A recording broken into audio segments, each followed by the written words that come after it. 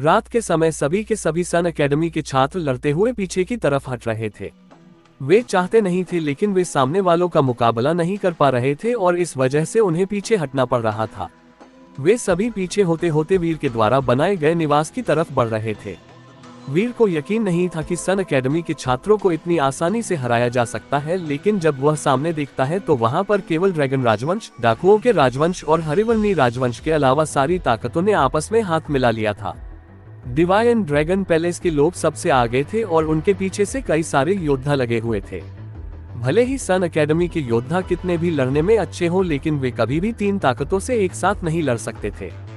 दोनों एम्परर स्तर के योद्धा 6 एम्परर स्तर के योद्धाओं को रोककर रखे हुए थे, लेकिन फिर भी कहां 2 कहां पर 6। वे अंततः पीछे हटने पर मजबूर हो जाते हैं। वीर यह सब देखता है और तय करता है कि अब उन्हें भी इस चीज में उतरना ही होगा। वह सभी को तैयार रहने को बोल देता है और आगे बढ़ जाते हैं। दूसरी ओर मैदान पर सभी योद्धा पीछे हटते हुए जा रहे थे। एक्स राजवंश का एक योद्धा कहता है, तुम्हारी एकेडमी के योद्धाओं को मेरे राजवंश के लोगों को मना नहीं करना चाहिए था, अब तो मुकाबले तक तुम्हारी एकेडमी को जगह नहीं मिलने वाली है। अच्छा, ऐसी बात है तो फिर अब तुम अपने लिए जगह ढूंढ कर दिखाओ। इस वक्त एक बेरुखी भरी आवाज आती है और इस आवाज के साथ ही एक ताकतवर हमला होता है और यह हमला सीधा उस एक्स राजवंश के व्यक्ति को उड़ाकर फेंक देता है। वह पीछे एक चट्टान से जाकर टकराता है और एक ही बार में बेहोश हो जाता है। वह किंग स्तर का योद्धा था, लेकिन एक भी हमले को नहीं सका था।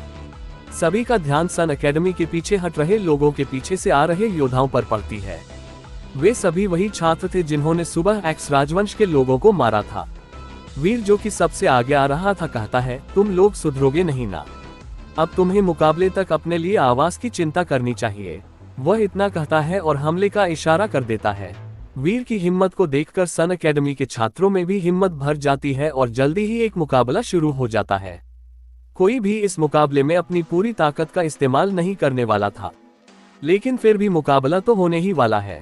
वीर अपना एक कदम आगे बढ़ाता है और अगले ही पल एक किंग स्तर के योद्धा के सामने प्रकट होता है और अपने पंच से उसे एक ही बार में ढेर कर देता है। इसी तरह वह सारे किंग स्तर के योद्धाओं को गिराने लगता है। उनकी तरफ से 3 एम्परर स्तर के योद्धा था और सामने वालों के पास करीब 6 एम्परर स्तर के योद्धा थे और वे सभी भी प्रतिभाशाली थे। इस वजह से उन्हें हल्की सी परेशानी हो रही थी।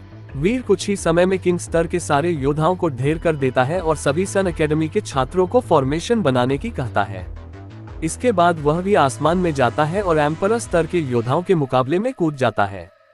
वह अपनी शारीरिक क्षमता के साथ ही 2 एम्परर स्तर के योद्धाओं को रोक पा रहा था। जब वे मुकाबले में जूझ ही रहे थे, तभी उनके पीछे से आवाज आती है, तुम लोगों को क्या लगता है कि पूर्वी महाद्वीप और सौर साम्राज्य के लोग नाकारा हैं? साथियों, हमला! इसके साथ ही मुकाबले में 4 और एम्परर स्तर के योद्धा कूद पड़ते हैं। इस मुकाबले में उनके उतरते ही परिणाम घोषित हो जाता है। सामने वाले एक पल भी नहीं टिक पाते हैं और तुरंत हार जाते हैं। ये सब करने के बाद वे रुकते नहीं हैं, बल्कि आगे बढ़ते हैं और उनके निवास को तबाह कर देते हैं। वीर और सन एकेडमी के छात्र सौर राजवंश के योद्धाओं के साथ मिलकर इस मुकाबले को आसानी से जीत जाते हैं। उन्हें अगले 15 दिन इसी तरह रहना था, इसलिए वीर आगे बढ़ता है और कहता है, साथियों, हमें अगले 15 दिन तक इसी तरह रहना है, तो क्यों ना हम एक अलायंस बना लें और अपनी खुद की सरहदें विकसित करें। जब सभी यह सुनते हैं तो उन्हें ये युक्ति बड़ी ही सही लगती है और वे सभी के सभी सहमत हो जाते हैं। वीर यह उत्साह देखकर आगे बढ़ता है और जमीन पर एक नक्शा बनाता है। यह नक्शा उनके रहने वाले इलाके का नक्शा होने वाला था। इस नक्शे में जो भी चीजें थी वे सारी बहुत ही मजेदार थी। उसने पूरे के पूरे नक्शे को 5 हिस्सों में विभाजित किया था, जो कि उसने अभी जीते थे। उन 5 हिस्सों को 5 एम्परर स्तर के ताकतवर योद्धा गार्ड करने वाले थे और शहर के केंद्र पर 2 एम्परर स्तर के ताकतवर योद्धा रहने वाले थे। ये 5 इलाके एक फॉर्मेशन की तरह थे। वीर उन्हें पूरा नक्शा विस्तार से समझाता है और उनकी राय भी लेता है। अंत में एक नया नक्शा तय होता है। इसमें बाहरी इलाके में 7 भाग होने वाले थे और भीतर इलाके में सारे किंग स्तर के योद्धा रहने वाले थे। वे फॉर्मेशन की मदद से बाहरी योद्धाओं को सपोर्ट भेजने वाले थे और बाहरी योद्धा अपनी जगह से ही दुश्मन को रोकेंगे। इस नक्शे पर आकर सभी के सभी सहमत होते हैं और काम पर लग जाते हैं। अगले दिन की सुबह होने से पहले ही एक नया शहर बन जाता है। भले ही इस शहर में केवल 35 योद्धा रहने वाले थे, लेकिन ये शहर आकार में काफी बड़ा था। इस शहर में उन्होंने कई सारे व्यापारियों को अपनी दुकानें खोलने का ऑफर दिया था, जिसे उन्होंने बिना किसी भी दूसरी सोच के स्वीकार कर लिया। जब आसपास के राजवंशों के लोग ये देखते हैं तो वे जल भुन जाते हैं। वे इस जगह पर देखते हैं और गुस्से में अपने दांत भींचते हैं। सुबह जब उन्होंने अपना दूसरा अड्डा बनाने की कोशिश की थी तो उसे फिर से तबाह कर दिया गया था। इस सारी प्रक्रिया में डाकुओं का राजवंश भी उतरना चाहता था, लेकिन उनका सबसे बड़ा भाई उन्हें मना कर देता है। बाकी के दोनों इस सारी चीज को होता हुआ देखते हैं। सच कहें तो एक्स राजवंश और बाकी के लोगों ने अपने ही पैर पर कुल्हाड़ी मारी थी। उनकी जिनसे दुश्मनी थी, उन्होंने उससे लड़ने की बजाय इस लड़ाई को बहुत ही सामूहिक बना दिया था। सभी के सभी अब उनकी हालत का मजा ले रहे थे। अंत में दिवाया ड्रैगन पैलेस से वह लड़का विक्रम एक सुझाव देता है और वे भी अपना महल बनाने का फैसला करते हैं। अगले दिन से वे काम पर लग जाते हैं और कई सारे कारीगरों की मदद भी लेते हैं, लेकिन उन्होंने शायद से इस पंगे को हल्के में ले लिया था। अगले दिन जब वे वापस से अपने महल को देखते हैं तो वे हैरान रह जाते हैं। उस जगह पर बस पत्थर ही पत्थर थे। अब तो सभी योद्धा गुस्सा होने लगे थे। इस दौरान एक्स राजवंश के लोगों के साथ क्या क्या हुआ ये तो उन्हें ही पता था। जहां पर रहने को जगह मिलती थी सभी सो आराम करने को मिलता, लेकिन उन्हें बाहर खड़ा कर दिया जाता। उनके आंख के नीचे काले धब्बे बनने लगे थे और उन्होंने पिछले 2 दिनों से नींद पूरी नहीं की थी।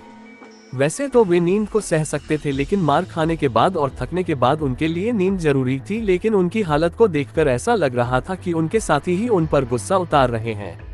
वे अगली योजना बनाते हैं और इस जगह से कहीं दूर जाकर घर बनाने की तय करते हैं।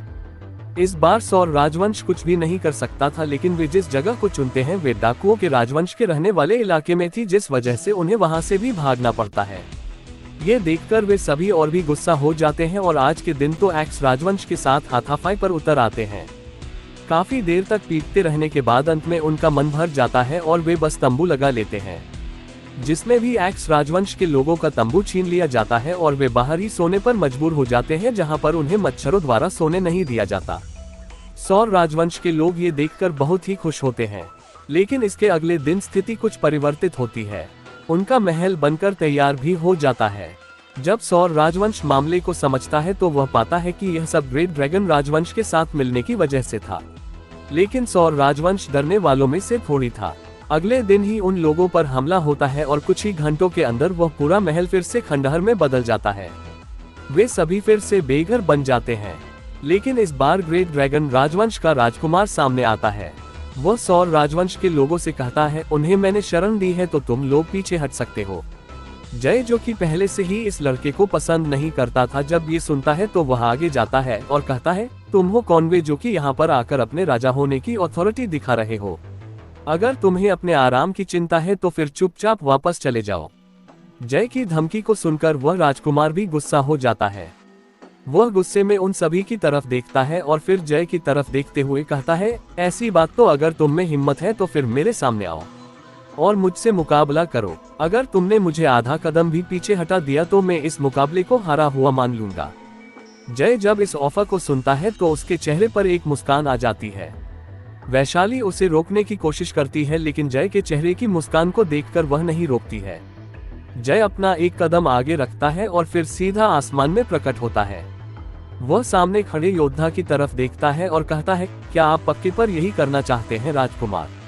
वीर के सवाल को सुनकर आर्यन हंसता है और फिर कहता है, तुमसे डरने की मुझे कोई भी जरूरत नहीं है और अगर हार गया तो हार गया, इसमें इतनी सोचने की कोई भी बात नहीं है। नीचे खड़े सौर राजवंश के लोग अभी तक प्रोसेस ही कर रहे थे कि क्या हुआ है, क्योंकि पहले क्षण वे एक दूसरे से बात कर रहे थे और अब वे सारे के सारे आसमान में हैं। सौर राजवंश का राजकुमार आसमान में जाता है और वीर से कहता है, तुम हट जाओ, मैं इसे संभालता हूँ। वीर उसकी बात सुनकर उसे रोकते हुए कहता है, आपको चिंता करने की जरूरत नहीं है राजकुमार, इसे मैं संभाल लूंगा। वैसे भी इससे लड़ने के लिए मेरे हाथों में बहुत ही पहले से खुजली मच रही थी। जब राजकुमार विक्रांत वीर की बात सुनता है तो वह न चाहते हुए भी पीछे हट जाता है। वैसे भी उन्हें क्या ही करना होगा, बस इस कायरों के झुंड पर हमला नहीं करना होगा।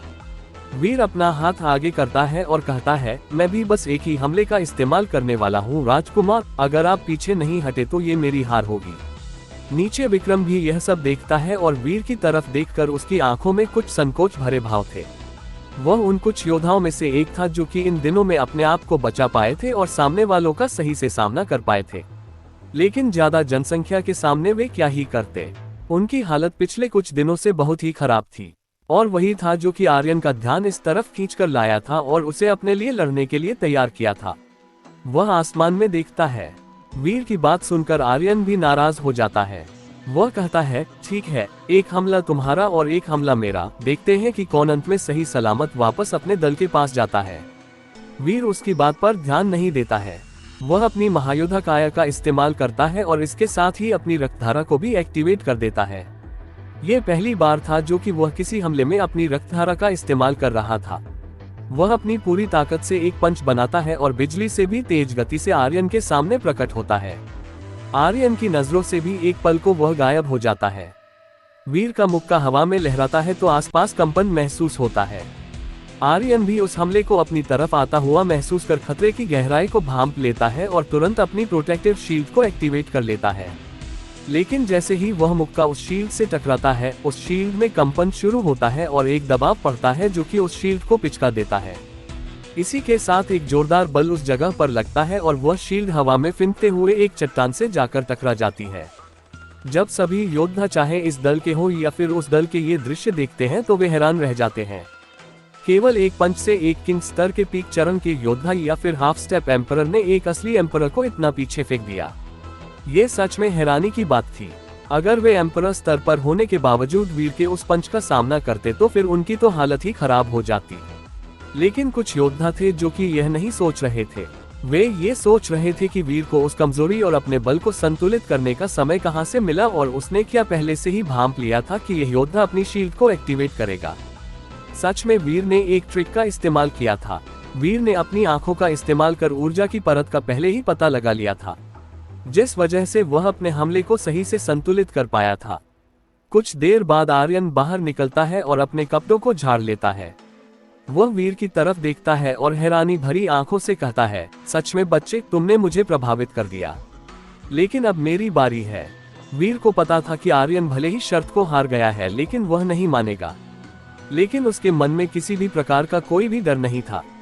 वीर के हमले के बाद आर्यन भी वीर पर हमला करने के लिए तैयार हो जाता है। वह अपने हाथ को आगे करता है और उसके पंजे पर ऊर्जा एकत्रित होने लगती है। यह ऊर्जा काफी सघन थी और बहुत ही गहरे बैंगनी रंग की थी। वीर अपनी सेलेस्टियल आंखों को एक्टिवेट कर लेता है और उनसे इस तकनीक को देखने लगता है।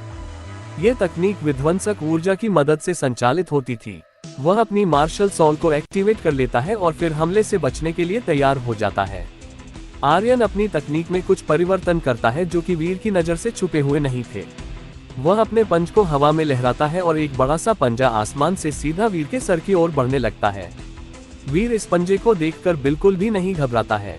वह अपनी उंगली को आगे करता है और उस पर स्पीयर एनर्जी को संकेंद्रित करने लगता है। जैसे ही वह हमला उससे 3 मीटर की दूरी पर था, वह अपने हाथ को हिलाता है और एक ऊर्जा की रोशनी बाहर निकलती है। ये रोशनी ठीक उस पंजे के केंद्र पर जाकर लगती है, जिससे वह पूरा का पूरा पंजा एक ही बार में फट जाता है। जब नीचे मौजूद सभी योद्धा ये देखते हैं तो वे दंग रह जाते हैं। लेकिन आर्यन के चेहरे पर एक मुस्कान आ जाती है। वह वीर की तरफ देखता है और मुस्कान के साथ कहता है, मुकाबले के लिए ऑल द बेस्ट बच्चे। वीर उसकी मुस्कान को देखकर थोड़ा सा हैरान होता है लेकिन फिर समझ जाता है कि वह उसकी चाल में फंस गया। उसे यह चीज देखनी थी कि वह इस हमले को रोक पाएगा या फिर नहीं। उसके रोकते ही वह वीर की काबिलियत को समझ गया था। वह उसकी तरफ गहरी नजरों से देखता है और फिर उसके चेहरे पर भी एक मुस्कान आ जाती है और वह कहता है, तुम्हें भी ऑल द बेस्ट राजकुमार आर्यन। वह इतना कहता है और वापस आ जाता है। अब ये बिल्कुल उस सोचधारा के अंदर नहीं था जो कि आर्यन ने सोचा था। उसे लगा था कि वीर थोड़ा सा पैनिक करेगा, लेकिन उसके चेहरे पर तो बस एक मुस्कान आई थी जो कि ऐसी लग रही थी मानो कि उसे ताना मारा जा रहा हो। वीर अपने साथियों के पास आता है और वापस से अपने किले की तरफ बढ़ जाता है। उसके साथी भी वापस से अपने किले की ओर बढ़ जाते हैं। वहीं पर आर्यन आसमान में खड़ा उसे निहारता है और फिर विक्रम की तरफ देखते हुए कहता है, तुम चाहो तो मेरे साथ चल सकते हो, नहीं यहीं पर रह सकते हो, लेकिन अब मैं इस मामले में नहीं पड़ने वाला हूँ। विक्रम जब ये सुनता है तो वह भी थोड़ा सा हैरान हो जाता है, लेकिन वह कुछ देर सोचने के बाद कहता है, राजकुमार आपका बहुत ही धन्यवाद, लेकिन मैं यहाँ पर अपने साथियों के साथ रुकने वाला हूँ। आर्यन को कुछ इसी चीज की उम्मीद थी, इसलिए वह बिना किसी भी देरी के अपनी जगह से गायब होता है और अपने महल में चला जाता है। वहीं पर विक्रम के त्याग को देखकर सभी के सभी साथी उसकी जय जयकार करने में लग जाते हैं। दूसरी ओर महल में वापस आने के बाद वीर अपनी उंगली का इलाज करता है। उस हमले को भले ही उसने डिजॉल्व कर दिया था, लेकिन उसका असर अभी भी उसकी उंगली पर था। खैर, इसी तरह अगले 10 दिन गुजरते हैं और इन दिनों में एक्स राजवंश के योद्धाओं को जरा सा भी आराम नहीं मिला था। वे बस ऊर्जा को बढ़ाने वाली गोलियों को खाकर सही सलामत खड़े थे। उनके आंखों के नीचे फैले हुए काले गोलों को साफ देखा जा सकता था। वे न सिर्फ नींद की वजह से बल्कि मार की वजह से भी थे। एक्स राजवंश के योद्धाओं ने भी एक दूसरे को कोसना शुरू कर दिया था। बहरहाल एक्स राजवंश के छोटे छोटे योद्धाओं ने ही वह हरकत की थी और उनमें केवल एक ही एम्परर स्तर का योद्धा शामिल था, और जो मुख्य योद्धा थे, जिनमें वह लाल बालों वाली लड़की भी थी, ने अभी तक किसी भी इस तरह की हरकत में भाग नहीं लिया था। और जो समझदार होगा वह क्यों ही करेगा जब कुछ दिन बाद एक मुकाबला होने ही वाला हो। तो इन सारे दिनों में वीर की आर्यन को पीछे फेंक देने की खबर जरूर पूरे टापू के योद्धाओं के बीच में फैली थी। आज जब सभी लोग इकट्ठा हुए थे तो सभी की नजर वीर पर जरूर थी। वीर को उनकी नजरों से कोई भी फर्क नहीं पड़ता है। एक्स राजवंश का प्रोटेक्टर जब अपने यहाँ के योद्धाओं की वह हालत देखता है तो वह इतना गुस्सा होता है कि उसका चेहरा लाल हो जाता है, लेकिन वह किसी जूनियर को कुछ भी नहीं कह सकता था। बहरहाल जल्दी ही एक सफेद बालों वाला आदमी प्रकट होता है जो कि किसी भी राजवंश से नहीं था। वह यहाँ पर मौजूद सभी लोगों में सबसे ताकतवर था। ये बूढ़ा आदमी कोई और नहीं बल्कि केंद्रीय महाद्वीप से आया हुआ दूत था, जो कि इस मुकाबले पर नजर रखने वाला था। वही इस मुकाबले का होस्ट भी बनने वाला था। जो परिंदे पहले इन पर नजर रख रहे थे वे दरअसल एक फोटोग्राफिक फॉर्मेशन के अंदर आते थे। अभी तक तो वे छात्रों की हरकतों पर नजर रख रहे थे, लेकिन अब वे इस मुकाबले के कैमरे की तरह काम करने वाले थे। इस मुकाबले का प्रसार पूरे के पूरे उत्तर पूर्वी क्षेत्र के राजवंशों की राजधानियों में होने वाला था और भी कुछ खास जगहों पर इसका प्रसारण होने वाला था। आज मार्शल आर्ट्स मीटिंग शुरू नहीं होने वाली थी, बल्कि आज के दिन मार्शल आर्ट्स मीटिंग का पहला प्रकरण शुरू होने वाला था। दरअसल पहले प्रकरण में सभी उच्च स्तर के योद्धाओं को अलग किया जाना था। इस मुकाबले में कुल 2 स्तर होने वाले थे। पहले स्तर में जो योद्धा लड़ेंगे उनके शीर्ष 10 योद्धाओं को अगले स्तर में भेजा जाएगा, और अगले स्तर में शुरुआत से ही जो योद्धा रखे जा रहे थे वे सभी एम्परर स्तर के थे, क्योंकि एम्परर स्तर और किंग स्तर के बीच का अंतर बहुत ही अधिक होता है। इस वजह से एम्परर स्तर और किंग स्तर के योद्धाओं का मुकाबला अलग अलग किया जा रहा था। पहले वाले चरण के अंत में जितने भी योद्धाओं की रैंकिंग शीर्ष 10 में रहेगी उन्हें अगले स्तर के मुकाबले में डाला जाएगा। आज के दिन यहाँ पर जो मुकाबले शुरू होने वाले थे वे पहले स्तर के मुकाबले थे और ये असली मार्शल आर्ट्स मीटिंग की शुरुआत थी। यहाँ पर हर रोज 3 मुकाबले होने वाले थे और रोजाना रैंकिंग में परिवर्तन होने वाला था। दिन के अंत में एक चुनौती वाला मुकाबला होगा जिसमें कोई भी योद्धा अपने से ऊपर वाली रैंक पर मौजूद योद्धा को चुनौती दे सकता है, लेकिन इसमें केवल वे ही हिस्सा ले सकते हैं जो कि पहले ही मुकाबले लड़ चुके हों। साथ ही इस चुनौती मुकाबले का मौका लकी ड्रॉ द्वारा प्रतिभागी को दिया जाएगा। इस तरह से सभी नियमों की घोषणा होती है और उनके सामने एक बड़ी सी स्क्रीन पर उन 60 योद्धाओं की सूची आ जाती है जो कि इस पहले मुकाबले में हिस्सा लेने वाले थे। उनके नाम निम्नानुसार हैं: वीर सिंह, रणवीर, रघुवीर, आर्य, दृष्टि, शिवा, विवेक वर्मा, आयुष यादव, रोहित पटेल, समीर राणा। बाकी सूची वही रहती है। सारी सूची को पढ़कर जिन योद्धाओं का भी इस पर नाम था वे सभी तैयार हो जाते हैं। उनके लिए अगले दिन से ही रोमांच शुरू होने वाला था। साथ ही ठीक इसी वक्त सारे उत्तर पूर्वी क्षेत्र के राजवंशों में ये सूची जारी हो गई थी। कहीं पर अखबारों द्वारा पहुंची थी तो कहीं पर स्क्रीन लगी हुई थी। सन एकेडमी में भी एक बड़ी सी स्क्रीन लगी हुई थी जिस पर सारी सूची आ गई थी। सारे छात्रों के लिए मुकाबलों का आनंद लेने बाबत एक पूरी की पूरी संरचना बनाई गई थी जो कि आज के स्टेडियम जैसी थी। इस सूची में अपने पसंदीदा योद्धाओं का नाम तलाशने के बाद सभी के बीच चर्चा का विषय तैयार हो जाता है और वे चर्चाएं शुरू कर देते हैं। कई जगहों पर शर्तें और जुए की प्रथा शुरू हो गई थी। टापू के ऊपर मौजूद आसमान में 3 परछाइयां थीं जो कि आकाश के पीछे से इस सारी जगह पर नजर रखे हुए थे। वे तीनों इस दिशा में देखने के साथ अपना सर हिलाते हैं और अपना एक कदम आगे बढ़ाते हैं। उनके ऐसा करते ही आकाश में दरार पैदा होती है और वहां पर भी एक स्क्रीन उभर आती है। लेकिन ये स्क्रीन टापू वालों के लिए नहीं थी बल्कि उनके लिए थे। वे तीनों अपने अपने सिंहासन पर बैठते हैं और उनमें से एक सबसे कम ऊंचाई वाला कहता है, इस पिछड़े से उत्तर पूर्वी क्षेत्र में कुछ हो भी जाए तो भी हमें क्या। सच में ये नए महाराज बात का बतंगड़ बनाते हैं। उन्हें पता नहीं इतना ईमानदार क्यों बनना है। सच में बता नहीं पिछले वाले महाराज किसके हाथों में गद्दी सौंपकर अपनी साधना में चले गए हैं।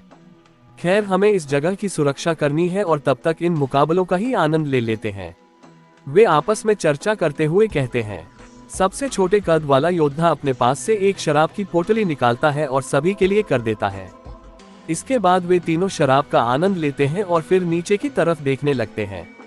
नीचे टापू पर अगले दिन से मुकाबला शुरू होने वाला था, इसलिए आज की रात कोई भी उथल पुथल नहीं होती है और सभी अपनी हालत को सुधारते हैं। अगले दिन की सुबह सूरज उगने के साथ ही आसमान में एक भारी भरकम घंटी बजना शुरू होती है। इस घंटी की आवाज सुनकर सभी योद्धा बाहर आ जाते हैं और मैदान में आकर खड़े हो जाते हैं। उस घंटे के 5 मिनट तक बजते रहने के बाद वहां पर एक सफेद बालों वाला बूढ़ा आदमी प्रकट होता है जो कहता है, आप में से योद्धाओं का चुनाव होने वाला है। जो भी योद्धा चुने जाएंगे वे इस जगह से मैदान में पहुंच जाएंगे और बाकी के योद्धा मुकाबले को स्क्रीन पर देख सकते हैं, लेकिन किसी को भी उस मैदान के पास जाने की अनुमति नहीं है। इन नियमों को सुनकर किसी की भी समझ नहीं आ रहा था कि क्या हो रहा है, लेकिन उन्हें क्या पता था कि जिन सीटों को उन्होंने देखा था उन पर एक होलोग्राफिक तकनीक लगी हुई थी, जिस वजह से उन सीटों पर से राजवंश के शाही और ताकतवर लोग पहले ही नजारा लेने लगे थे। उनकी आत्मिक ऊर्जा के हिस्से यहाँ पर कब के पहुंच चुके थे।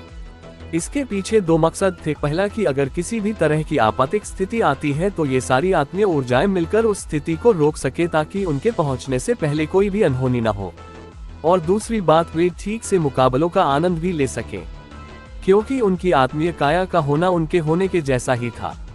वह बूढ़ा आदमी अपने हाथ में मौजूद एक पत्थर को एक्टिवेट करता है और आसमान में कुछ नाम उभर कर आ जाते हैं।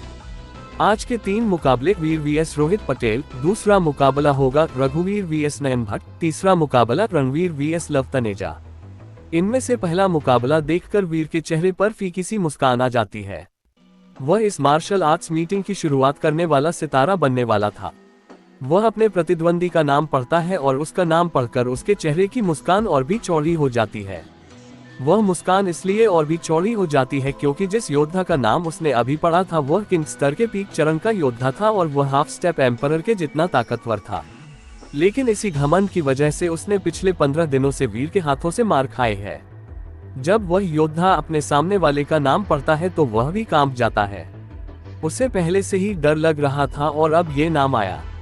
वह तुरंत आगे बढ़ता है और कहता है, मैं हार मानता हूँ। उसे हार मानता हुआ देखकर सभी के सभी उसकी तरफ देखते हैं, मानो किसी पागल की तरफ देख रहे हो। मार्शल आर्ट्स मीटिंग 10 साल में एक बार होने वाला मुकाबला है। इसमें कोई भी ऐसे ही हार नहीं मान सकता था। वह योद्धा भी सभी की नजरों को अपने ऊपर महसूस कर लेता है। आसमान में खड़ा हुआ वह बूढ़ा आदमी रोहित की तरफ देखता है और पूछता है, रोहित पटेल, क्या तुम सच में हार मानना चाहते हो? रोहित अपने आसपास देखता है और सभी की नजरों को पाकर अंत में मना कर देता है, क्योंकि हार मानकर बेइज्जती कराने से ज्यादा बेहतर तो पिटकर हार जाना होगा। वह अपने पास से अपने खंजर को निकालता है और उसे हवा में लहराते हुए कहता है, मैं तो सामने वाले प्रतिद्वंदी की तरफ से कह रहा था, मैं कभी भी हार नहीं मानता हूँ। ये बात सुनकर सभी उसकी तरफ शक भरी नजरों से देखते हैं, लेकिन ज्यादा नहीं देख पाते हैं क्योंकि अगले ही पल वे दोनों मैदान में पहुंच जाते हैं। मैदान बहुत ही बड़ा था और वे खुलकर अपनी ताकत का इस्तेमाल कर सकते थे। वीर अपना हाथ लहराता है और अपने हाथ में एक दस्ताने को पहन लेता है। ये दस्ताना उसके वस्त्र का हिस्सा था, बस वह इसे तब पहनता था जब वह बिना किसी भी हथियार के लड़ रहा हो। लेकिन पिछले कुछ दिनों से वह इसे लगातार पहनने लगा था क्योंकि यह हथियार चलाने और मुंह के मारते समय होने वाले खिंचाव को कम करता था। वह अभ्यास को बिना इसे पहने ही करता था, लेकिन जब युद्ध होता तो वह इसका इस्तेमाल जरूर करता था। यह दस्ताना कोई खास नहीं था, बस हल्का सा प्रतिरोधी था।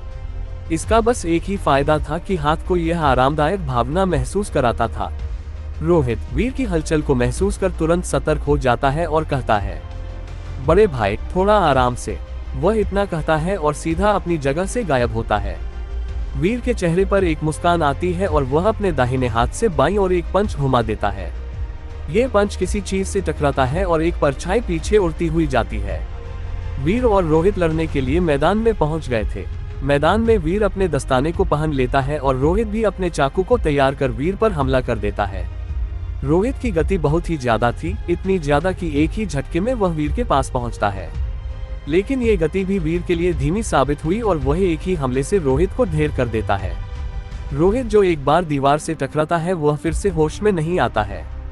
रोहित पटेल एक्स राजवंश के पटेल परिवार का योद्धा था और वह पटेल परिवार का वारिस भी था, लेकिन उसकी हालत एक ही हमले में ये हो गई थी। ये दर्शाता है कि मार्शल आर्ट्स मीटिंग के स्तर पर है। बहरहाल वीर के मैदान में जाने के तुरंत बाद ही मुकाबला खत्म हो गया था और वीर तुरंत वापस आ जाता है। रोहित पटेल भी वापस आ जाता है, जहां पर उसके साथी उसे सहारा देते हैं और वापस से खड़ा करते हैं। वापस खड़ा होने और होश में आने के बाद रोहित चकराते हुए सिर के साथ अपने आसपास देखता है और कहता है, रुको, मैं अभी भी। इतना कहने के बाद वह वापस से बेहोश हो जाता है। सभी योद्धा हैरानी से वीर की तरफ देखते हैं, क्योंकि दोनों ही किंग स्तर पर थे, फिर भी वीर के एक मुक्के के आगे इस योद्धा की यह हालत हो रही है। इस चीज के दो कारण थे। पहला, वीर ऊपर चरण के भी बिल्कुल ऊपरी चरण पर पहुंच गया था, और दूसरा, वीर के पास महायोद्धा काया थी। इस वजह से वह आसानी से रोहित को हरा पाया। जल्दी ही दूसरा मुकाबला भी शुरू होने की घोषणा होती है और स्क्रीन पर दो नाम लिखे हुए आ जाते हैं, रघुवीर वीएस नयन भट्ट। रघुवीर हरिवर्णी राजवंश का एक योद्धा था जो कि उनके साथ ही इस जगह पर आया था। वह किंग स्तर का योद्धा था, लेकिन आज तक किंग स्तर का कोई भी योद्धा उसे हरा नहीं पाया था। सबसे ज्यादा भयानक उसका मून ब्लेड नामक हथियार था, जो कि किसी चंद्राकार तलवार जैसा था। वह ऐसी दो तलवारों से लड़ता था। वीर ने इतने दिनों में बहुत से योद्धाओं की जानकारी निकाली थी। उसने इस रघुवीर नाम के योद्धा के बारे में भी सुना था। ये योद्धा उसकी तारीफ पाने का हकदार भी था। ये योद्धा उसी की तरह एक हाफ स्टेप एम्परर स्तर का योद्धा था और इसकी ताकत भी एक एम्परर स्तर के योद्धा को हराने की थी। नाम घोषित होते ही दोनों योद्धा लड़ाई वाली जगह पर स्थानांतरित हो जाते हैं। सामने वाला योद्धा डिवाइन ड्रैगन पैलेस की एक लड़की थी जो कि किंग स्तर के पीक पर थी, और यही इकलौती योद्धा थी जो कि डिवाइन ड्रैगन पैलेस से किंग स्तर के पीक पर थी। बाकी के सारे योद्धा एम्परर स्तर पर थे। वह लड़की रघुवीर की तरफ देखती है और अपने पास से एक चाबुक निकाल लेती है। ये चाबुक किसी अजीब से पदार्थ का बना हुआ था, जो कि एक ही वक्त पर ठोस और एक ही वक्त पर तरल जैसा दिख रहा था। रघुवीर भी उसे देखकर हल्का सा हैरान हो जाता है, लेकिन जब वह अपनी मून ब्लेड को बाहर निकालता है तभी सभी हैरान हो जाते हैं। रघुवीर की पीठ पर इतने समय से जो गोला दिख रहा था वे और कुछ नहीं बल्कि दो मून ब्लेड ही थे। रघुवीर बिना किसी भी तरह की बकवास के मुकाबले को शुरू कर देता है और तेजी से आगे बढ़ता है। वह सबसे पहले एक ब्लेड को नयन की तरफ फेंकता है। नयन उस ब्लेड को अपनी तरफ आता हुआ देखकर मुस्कुराती है और उसे डॉज करने की बजाय अपने हाथ में मौजूद चाबुक को आगे की तरफ मारती है और तुरंत वह एक गोल घेरे में बदलकर उस पूरे ब्लेड को अपने से चिपका लेता है। रघुवीर भी ये देखकर थोड़ा सा रुक जाता है, लेकिन उसकी योद्धा क्षमता इतनी भी कमजोर नहीं थी। वह तुरंत प्रतिक्रिया देता है और दूसरी ब्लेड के साथ सीधा नयन के सर के ऊपर प्रकट होता है। वह अपने हाथ में मौजूद हथियार को घुमाता है और सीधा नयन के सर पर हमला कर देता है। नयन इस हमले के पीछे की ताकत को महसूस कर पा रही थी, इसलिए बिना किसी भी लापरवाही के सीधे अपनी मूवमेंट तकनीक का इस्तेमाल करती है और अपनी जगह से गायब हो जाती है। इसके बाद वह अपने हाथ में मौजूद चाबुक को घुमाती है और उसके ऊपर लगे मून ब्लेड से रघुवीर पर हमला कर देती है। रघुवीर इस हमले के लिए तैयार नहीं था, इसलिए वह थोड़ा सा सहम जाता है और इसी देरी की वजह से वह इस हमले का शिकार बन जाता है और 5 से 10 कदम पीछे हट जाता है। उसके हाथ पर एक चीरा लग जाता है और उसके हाथ से खून गिरने लगता है। साथ ही इस हमले की वजह से वह मून ब्लेड वापस से उसके हाथ में आ जाती है। वह सामने वाले योद्धा की तरफ देखता है और मुस्कुराता है। वह कहता है, सच में डिवाइन ड्रैगन पैलेस के योद्धा काबिल होते हैं, लेकिन अभी भी मैं हारा नहीं हूँ। वह इतना कहता है और कुछ बुदबुदाता है। उसके ऐसा करते ही उसके हाथ से निकल रहा खून बंद हो जाता है और उसकी खाल वापस से जुड़ जाती है। वह अपनी मून ब्लेड पर पकड़ को मजबूत बना लेता है और किसी धनुष से निकले हुए तीर की तरह आगे बढ़ता है। नयन भी सामना करने के लिए सावधानी से आगे बढ़ती है, क्योंकि उसके पास जो हथियार था उससे न तो ज्यादा पास से सही इस्तेमाल किया जा सकता था और न ही ज्यादा दूर से। उसे इस्तेमाल करने के लिए एक मध्यम दूरी की जरूरत पड़ती थी और वह वही बनाने की कोशिश में लगी हुई थी। वह जब उस दूरी के भीतर पहुंच जाती है तो वह बिना किसी भी देरी के रघुवीर पर हमला करती है। रघुवीर भी उस हमले को देखता है और तुरंत अपनी गति की दिशा को बदल देता है। ये देखकर नयन की आंखें चमक जाती हैं और वह अपने चाबुक को काबू करती है और उसे एक अलग अंदाज में घुमाती है। रघुवीर ये देखकर खतरा भांप लेता है, लेकिन तब तक नयन का वह चाबुक उसे पूरी तरह से घेर लेता है। एक झटके के साथ वह नयन के चाबुक की गिरफ्त में था और उसकी दोनों मून ब्लेड भी उसके हाथ से छूट गई थी। ये देखकर रघुवीर हैरान हुए बिना नहीं रह पाता है। उसने आज से पहले इतनी युद्ध काबिलियत को नहीं देखा था। अब उसे मजा आने लगा था। वह तुरंत अपनी एक तकनीक का इस्तेमाल करता है और दोनों मून ब्लेड हवा में उड़ती हुई सीधा नयन की तरफ आगे बढ़ती हैं। नयन भी उन ब्लेड्स को अपनी ओर आते हुए देखती है और तुरंत रघुवीर को छोड़कर उस ब्लेड को रोकने लगती है। रघुवीर इसी मौके का फायदा उठाता है और तेजी से आगे बढ़ता है। वह एक ताकतवर पंजा हमला बनाता है और उसे नयन की छाती पर कर देता है। नयन इस हमले से थोड़ी सी परेशानी में आ जाती है। उसे दोनों तरफ से घेर लिया गया था। वह तुरंत अपने चाबुक को काबू में करती है और अपनी सारी ऊर्जा को उसके साथ मिलाकर एक स्पाइरल आकार की संरचना बना लेती है और फिर जमीन पर एक बार हमला कर आसमान में उठ जाती है। वह इसके बाद तुरंत अपने चाबुक का हत्था छोड़ती है और चाबुक एक स्पाइरल आकार में मून ब्लेड और रघुवीर के बीच घूमने लगता है। जब रघुवीर अपने हमले की दिशा को बदलने ही वाला था तभी वह महसूस करता है कि उसकी तरफ एक ताकतवर हमला आ रहा है। ये हमला और किसी चीज का नहीं बल्कि उसी की मून ब्लेड का था। उस स्पाइरल शेप में घूम रहे चाबुक ने उनकी दिशा को बदल दिया था, जिस वजह से वे रघुवीर की तरफ बढ़ जाते हैं। जब वह अपने ही हमले को रोकने के लिए उस तरफ पंच करता है तभी नयन उसके पास प्रकट होती है और उस पर एक आखिरी हमला करने की योजना बनाने लगती है। वह अपने हाथ को एक पंजे में बदलती है और एक ताकतवर हमले द टाइगर क्लॉक का इस्तेमाल करती है। लेकिन इस वक्त रघुवीर की आंखों में चमक आ जाती है। वह तुरंत सब कुछ छोड़कर अपनी पूरी ऊर्जा को रिलीज करता है और एक पंच उसकी दिशा में घुमा देता है। उसकी ऊर्जा के प्रभाव से वे ब्लेड्स पहले ही उसे पहचान गई थी और उन्होंने रघुवीर पर हमला नहीं किया था और उसके हमले के टकराव की वजह से नयन काफी दूर जाकर गिरती है। उसके हाथ में असहनीय दर्द फैल जाता है और उसके होठों के कोनों से खून भी निकलने लगता है। रघुवीर अपनी मून ब्लेड को वापस रखते हुए कहता है, तुम बहुत ही अच्छा लड़ती हो लेकिन तुम अभी भी काफी लापरवाह हो। अभी तक ये मुकाबला इसलिए चल रहा था क्योंकि मैं तुम्हारी काबिलियत की सीमा को परखना चाहता था और वाकई तुम बहुत ही काबिल योद्धा हो। वह इतना कहता है और मुड़कर चला जाता है। उसे पता था कि अब वह लड़की नहीं उठ पाएगी। ऐसा ही होता है, जब वह लड़की उठने की कोशिश करती है तो वह पाती है कि उसके मुंह से खून तेजी से निकलने लगता है और कुछ देर बाद वह बेहोश हो जाती है। जब वह वापस से अपने साथियों के पास प्रकट होती है तो उसके साथी उसकी जांच करते हैं और पाते हैं कि उसे अंदरूनी चोट लगी है। जल्दी ही उसका इलाज शुरू किया जाता है और उसे आराम करने के लिए भेज दिया जाता है। इसी के साथ आज के 2 मुकाबले खत्म हो गए थे और 2 और मुकाबले बचे थे, जिनमें से एक साधारण मुकाबला था और एक लकी ड्रॉ वाला मुकाबला। इस वक्त स्क्रीन पर एक रैंकिंग बोर्ड भी बनकर तैयार हो गया था जिसमें पहले स्थान पर वीर और दूसरे स्थान पर रघुवीर था। इन 2 मुकाबलों के बाद एक ब्रेक होता है और इस दौरान सभी को खाना खाने या फिर जो करना है वो करने के लिए छूट दे दी जाती है। वीर अपने साथियों के साथ वापस से बनाए हुए घर में आता है और सभी के लिए भोज की व्यवस्था करता है। इस दौरान वे सभी साथ रह रहे थे और इस वजह से हनुमंत और अली की दोस्ती हो गई थी। वहीं पर विक्रांत की हर किसी से दोस्ती थी। हिमानी किसी से ज्यादा बातचीत नहीं करती थी और केवल जरूरत के समय ही सामने आती थी। वीर सभी के लिए खाना बनाता है और कुछ ही समय में वीर और उसके साथी एक बड़ा सा भोज तैयार कर देते हैं। इस खाने की महक दूर दूर तक फैल जाती है और हिमानी की नाक में भी जाती है। इस सूंघने के बाद उसकी साधना पूरी तरह से भंग हो जाती है और वह अपनी आंखों को खोलकर बाहर की तरफ देखती है। उसे भी वह चीज खानी थी लेकिन अपनी पर्सनैलिटी की वजह से वह वहां पर जाकर मांगने तो नहीं वाली थी। जब वह अचरज में ही थी तभी एक हाथ उसकी तरफ खाना बढ़ा देता है। वह ऊपर की तरफ देखती है तो पाती है कि यह विक्रांत था। विक्रांत उसके लिए खाना लेकर आया था। विक्रांत को देखकर उसका चेहरा और भी लाल हो जाता है। विक्रांत एक मुस्कान के साथ कहता है, तुम अभी तक वैसी की वैसी ही हो। हिमानी विक्रांत की बात सुनकर मुस्कुराती है और उसके हाथ से खाना ले लेती है। वह कहती है, तुम भी अभी तक वैसे के वैसे ही हो। तो होऊंगा नहीं। मैं इतने सालों से तुम्हारा इंतजार कर रहा था कि तुम एक बार तो मिलने आओगी, लेकिन हर बार मैं ही तुमसे मिलने आता था। विक्रांत थोड़ी सी रूखी आवाज में कहता है। ये सुनकर हिमानी भी थोड़ी सी उदास हो जाती है। वे दोनों बचपन के दोस्त थे और बचपन के स्वीटहार्ट भी। लेकिन जब हिमानी 8 साल की हुई थी तो उसे बर्फाश अकेडमी द्वारा उत्तरी इलाके में ले जाया गया था, जिस वजह से वह विक्रांत से नहीं मिल पाई थी।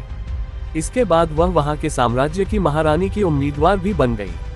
लेकिन इस सब के दौरान विक्रांत और हिमानी के बीच का वह प्यारा सा प्यार खत्म नहीं हुआ था।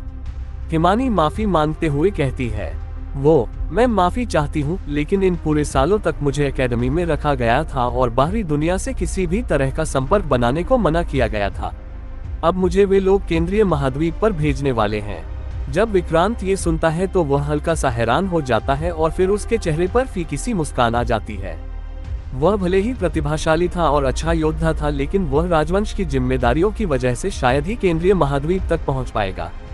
ऐसे में वह हिमानी को उसके उज्जवल भविष्य से दूर नहीं करना चाहता था। वह एक मुस्कान के साथ कहता है, तो फिर मुबारक हो, तुम जल्दी ही बहुत ताकतवर बन जाओगी। भले ही वह मुस्कुरा रहा था, लेकिन उसकी मुस्कान के पीछे का दर्द हिमानी देख सकती थी। उसकी आंखें भी नम हो जाती हैं। वीर और हनुवंत, जो कि पास से ही गुजर रहे थे, इन बातों को सुन लेते हैं। वे एक दूसरे की तरफ देखते हैं और वीर कुछ करने की ठानता है। वह उन दोनों के पास आता है और कहता है, विक्रांत भैया और भाभी, आप यहाँ पर क्या कर रहे हैं? भाभी शब्द को सुनकर हिमानी का चेहरा लाल हो जाता है। वहीं पर विक्रांत भी थोड़ा सा शर्मा जाता है। वह कहता है, ये तुम दोनों क्या बकवास कर रहे हो? वीर यह सुनता है और कहता है, बकवास नहीं कर रहे हैं, हमने सब कुछ सुन लिया है। आप दोनों अभी क्या बात कर रहे थे? जब वे दोनों वीर के शब्दों को सुनते हैं तो बहुत ही ज्यादा शर्मा जाते हैं। उनका राज, जो कि अभी तक किसी को भी नहीं पता था, इन दोनों को पता चल गया था। वीर उन दोनों की हालत को देखता है और कहता है, विक्रांत भाई, मैं जहां तक समझता हूं कि प्यार किसी की ताकत हो सकता है, कमजोरी नहीं। अगर भाभी जी केंद्रीय महाद्वीप पर जा रही हैं तो फिर आपको भी तैयार रहना होगा और कड़ी मेहनत करनी होगी ताकि आप उनके पास जल्दी से जा सकें। जिम्मेदारियां आपको रोक जरूर सकती हैं, लेकिन आपको बांध नहीं सकती हैं।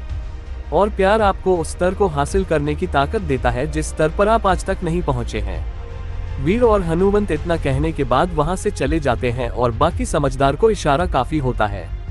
विक्रांत वीर की बात सुनकर मानो अपनी गलत सोच से बाहर आ गया हो। उसकी आंखों में एक अलग चमक दिखाई दे रही थी। वह हिमानी की तरफ देखता है और अपना सर हिलाता है। विक्रांत हिमानी की तरफ देखता है और कहता है, हिमानी, माफ करना, लेकिन छोटे भाई की बातों को सुनने के बाद मैं ये तुमसे और नहीं छुपा सकता हूँ। तुम्हें पता है, जब हम छोटे थे और साथ में खेला करते थे, मेरे लिए वो पल सबसे खास पल हैं। तुम्हारे साथ सैर पर जाना, जब तुम झगड़ा करती थी तो तुम्हारे लिए लड़ना, ये सारे काम मेरे सबसे पसंदीदा काम हुआ करते थे। और जिस दिन तुम्हें बर्फाश एकेडमी द्वारा ले जाया जा रहा था, वह दिन मेरे लिए एक बुरे सपने जैसा था। वह दिन मेरी यादों में अभी भी गहराई से गुदा हुआ है। मैं तुम्हें बताना चाहता हूँ कि तुमसे प्यार करता हूँ और बहुत प्यार करता हूँ। विक्रांत अपनी सबसे सिंसियर आवाज में हिमानी के सामने अपने प्यार का इजहार करता है। हिमानी की आंखें भी नम थीं। उन आंखों से साफ बताया जा सकता था कि वह भी विक्रांत के लिए वही भाव रखती है जो कि विक्रांत उसके लिए रखता है। वह कहती है, विक्रू, मैं भी तुमसे बहुत प्यार करती हूँ और मुझे कहीं पर नहीं जाना है, बस तुम्हारे साथ रहना है। क्या ये काम इतना मुश्किल है? वे लोग नहीं मान रहे हैं और मुझे केंद्रीय महाद्वीप पर भेजना चाहते हैं। वह ये कहते हुए विक्रांत के गले लग जाती है। विक्रांत भी उसे सहारा देता है और उससे कहता है, पागल, तुम्हें इतना अच्छा मौका गंवाने की जरूरत नहीं है। मैं वादा करता हूँ कि 3 साल के भीतर तुम्हारे पास वापस आ जाऊंगा और पूरी दुनिया के सामने तुम्हारे लिए अपने प्यार का इजहार करूंगा। जब हिमानी यह सुनती है तो वह दिल में बहुत ही मिठास महसूस करती है। वह उस दिशा में देखती है जहां पर वीर गया था और मुस्कुराती है। धन्यवाद वीर, मैं वादा करती हूँ कि मैं जब भी तुम्हारी मदद कर सकूंगी, मैं अपनी जान झोंक दूंगी। दूसरी ओर वीर को उस प्यार को देखने का कोई भी शौक नहीं था, इसलिए वह बिना ज्यादा समय गवाए वापस लौट आता है।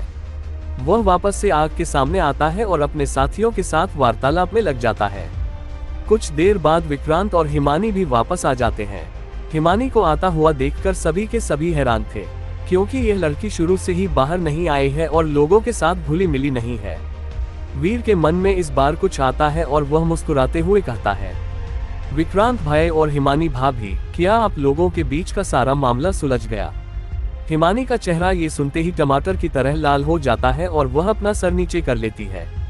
विक्रांत वीर के सर पर मारता है और कहता है, हाँ, सुलझ गया। रीना और वैशाली भी इस तरफ सवालिया नजरों से देखती हैं। दृष्टि, जो कि वहीं पर बैठी थी, उसकी आंखों में कुछ अजीब भाव थे, क्योंकि उसे पता था कि आगे क्या होने वाला है। पिछली जिंदगी में इस घटना के समय जब डेविल क्लैन के समुदाय ने हमला किया था, तब विक्रांत हिमानी को बचाने के लिए अपनी लाइफ एनर्जी को जला देता है। हिमानी उस दिन से 3 दिनों तक वहीं पर खड़ी रोई थी। वह उस चीज को कैसे भूल सकती थी। बाद में जब वह महाराजा स्तर को पार करती है, एक खबर आती है कि उसने डार्क वर्ल्ड का पोर्टल खोल दिया था और उसके भीतर जाकर डेविल्स को मारना शुरू कर दिया था। उसका एक पल को डेविल्स के बीच में इतना खौफ बढ़ गया था कि वे इस नाम को सुनने के बाद ही थर-थर कांपने लगते थे। इस डर के माहौल में उन्होंने फैसला किया कि वे इस डर को जड़ से खत्म कर देंगे। उन्होंने मिलकर हिमानी को अपनी चाल में फंसा लिया और उस वक्त हिमानी ने सभी को एक साथ खत्म करने के लिए अपने शरीर को आत्मा विस्फोट कर दिया। इस विस्फोट से एक बहुत ही जोरदार धमाका हुआ और इसकी रोशनी करीब 9 दिनों और 9 रातों तक रही। उस वक्त पूरे महाद्वीप और स्पिरिट वर्ल्ड ने हिमानी की बहादुरी के सम्मान में एक त्योहार मनाया था। दृष्टि वहां पर बैठी बस दुआ कर सकती थी कि इस बार ऐसा कुछ भी ना हो। बहरहाल वे सभी पूरे ब्रेक के दौरान अपना समय आराम से व्यतीत करते हैं। शुरुआत के 2 मुकाबले जल्दी खत्म हो गए थे, इस वजह से उन्हें ज्यादा लंबा ब्रेक मिला था। खैर, कितना भी ज्यादा समय हो, निकलता तो है ही। जल्दी ही ब्रेक का समय खत्म होता है और सभी खिलाड़ी फिर से मैदान में एकत्रित हो जाते हैं। मैदान में एकत्रित होने के बाद तीसरे मुकाबले की घोषणा होती है। स्क्रीन पर नाम आने के बाद दोनों योद्धाओं को पुकारा जाता है और जब वे योद्धा आगे आ जाते हैं तो उन्हें सीधा मैदान में टेलीपोर्ट कर दिया जाता है। मैदान में प्रकट होने के बाद वे एक दूसरे को सम्मान देते हैं और फिर अपने अपने हथियार निकाल लेते हैं। रणवीर का हथियार एक काले और नीले रंग का धनुष था। उसकी बनावट वाली धातु तो काले रंग की थी, लेकिन उस पर नीले रंग की कई धारियां बनी हुई थी, जो कि किस काम की थी आगे युद्ध में देखा जाएगा। लव तनेजा वहीं पर एक बांसुरी को बाहर निकालता है। इस दुनिया में केवल हमला करने वाले हथियारों से ही नहीं लड़ा जाता है, बल्कि बहुत सी भिन्न तरह की स्किल्स भी होती हैं, जैसे कि साउंड अटैक, सोल शॉक। ये सारी तकनीकें संगीत वाले औजारों का उपयोग करके इस्तेमाल की जाती थी। कहने का कुल तात्पर्य यह है कि यहाँ पर किसी भी तकनीक का उपयोग योद्धा की क्षमता पर निर्भर करता है। लव तनेजा अपनी बांसुरी को होठों से लगाता है और जोरदार फूंक मारता है। हवा में मौजूद ऊर्जा में परिवर्तन होता है और 2 स्लैश अटैक सीधे रणवीर की तरफ बढ़ते हैं। रणवीर भी एक वाइड रेंज का योद्धा था, इसलिए वह अपने धनुष की तान को खींचता है। उसके ऐसा करते ही धनुष में एक ऊर्जा का तीर बन जाता है और वह उससे लव पर हमला कर देता है। वह केवल एक ही तीर नहीं छोड़ता है, बल्कि उसके हाथ हवा की तरह चलते हैं और वह बार बार तान को खींचता है और छोड़ता है। बहुत से तीर लव की तरफ बढ़ते हैं। वहीं पर लव का साउंड अटैक भी रणवीर की तरफ बढ़ता है। जब वे दोनों आपस में टकराते हैं तो वे हवा में ही खत्म हो जाते हैं और कोई भी आगे नहीं बढ़ता है। लेकिन इस टकराव से लव के हाथ में मौजूद बांसुरी पर उसकी पकड़ ढीली हो जाती है। उसके हाथ में एक खतरनाक झटका लगा था, लेकिन वह जैसे तैसे किसी तकनीक का इस्तेमाल कर अपने आप को साध लेता है। अब वह इस मुकाबले को हल्के में नहीं लेता और अपनी पूरी ताकत का इस्तेमाल करता है। वह अपनी बांसुरी को हल्का सा हिलाता है और वह गुलाबी रंग की रोशनी से चमकने लगती है। साथ ही आसपास से बहुत से गुलाबी रंग के बादल हवा में उठते हैं और उन दोनों के चारों तरफ फैलने लगते हैं। रणवीर ये देख लेता है और जल्दी ही अपने बचाव के तरीके का इस्तेमाल करते हुए अपनी आंखों को बंद करता है और फिर खोलता है। इस बार उसकी आंखों में एक हरे रंग की चमक पैदा होती है। ये चमक बहुत ही कमजोर थी, इसलिए किसी को दिखी नहीं, दिख भी जाती तो भी कोई इस पर ज्यादा ध्यान नहीं देता। लेकिन रणवीर के लिए मानो पूरी दुनिया ही बदल गई हो। वह अपने आसपास की हर एक चीज बहुत ही स्लो मोशन में देख पा रहा था। वे गुलाबी रंग के बादल बहुत ही धीमी गति से फैल रहे थे। यह कोई आम तकनीक नहीं थी, बल्कि रणवीर द्वारा खुद का बनाया गया डोमेन था। डोमेन दरअसल एम्परर स्तर के योद्धा द्वारा विकसित किया जाता है, लेकिन वे बहुत ही कमजोर होते हैं और डोमेन की असली परिभाषा महाराज स्तर पर जाकर पता चलती है। बहरहाल, एक बिना डोमेन वाला योद्धा और एक डोमेन वाला योद्धा में ऐसा अंतर होता है मानो एक नौक और एक इंजन वाला जहाज। रणवीर जब सब कुछ आसानी से देख पा रहा था तो वह तुरंत अपनी गतिज तकनीक का इस्तेमाल करता है और हवा में गायब हो जाता है। वह धनुष को खींचता है और हवा में पीछे की तरफ बढ़ने लगता है। वह तान को छोड़ता नहीं है, जिससे ऊर्जा उस पर केंद्रित होती रहती है। यह ऊर्जा बहुत ही संघनित हो जाती है और अब रणवीर कुछ मंत्र बुदबुदाता है और इस तीर में परिवर्तन होने लगते हैं। जल्दी ही पूरा तीर नीले रंग का हो जाता है और उसके आगे का नुकीला हिस्सा एक तरह के फूल में बदल जाता है। वह हवा में पीछे जाता हुआ धनुष की तान को छोड़ देता है। जैसे ही वह ऐसा करता है, हवा में 3 नुकीले हिस्से प्रकट होते हैं जो कि गुलाबी बादलों से बने हुए थे। अब तक वह डोमेन खत्म हो चुका था और रणवीर वापस सामान्य अवस्था में आ चुका था। वह सामने वाले के हमले को देखता है और तुरंत फिर से अपनी गतिज तकनीक का इस्तेमाल कर गायब हो जाता है। दूसरी ओर लव तनेजा जब रणवीर को अपनी नजरों से ओझल पाता है तो वह तुरंत पैनिक करने लगता है। तभी अचानक वह हवा में अपनी आंखों के सामने एक तीर को प्रकट होता हुआ महसूस करता है। वह तीर उसके सामने आकर बूम फट जाता है और एक नीली रोशनी चारों ओर फैल जाती है। उसके वे गुलाबी बादल भी इस नीली रोशनी में ढक जाते हैं। कुछ देर बाद वह नीली रोशनी छटती है और अंत में साफ वातावरण सभी के सामने आता है। सभी देखते हैं कि लव तनेजा अपने घुटनों के सहारे जमीन पर बैठा हुआ है और उसका एक हाथ बहुत ही जख्मी था। ये वही हाथ था जिसकी मदद से उसने इस हमले से बचने की कोशिश की थी। लव तनेजा आसमान में रणवीर की तरफ देखता है और कहता है, मैं हार मानता हूँ। उसके इतना कहते ही वे दोनों युद्ध मैदान से बाहर आ जाते हैं। रणवीर अपने हरिवर्णी साम्राज्य के खेमे में वापस पहुंच जाता है। रघुवीर और रणवीर दोनों ही हरिवर्णी साम्राज्य के योद्धा थे और दोनों की युद्ध क्षमता बेहद विकसित थी। यहाँ युद्ध क्षमता का मतलब है लड़ने की तकनीक, कला और कम ताकत के बावजूद कड़ी टक्कर देने की योग्यता। सभी के सभी हरिवर्णी राजवंश के खेमे की तरफ देखते हैं। उनकी आंखों में अचरज साफ झलक रहा था।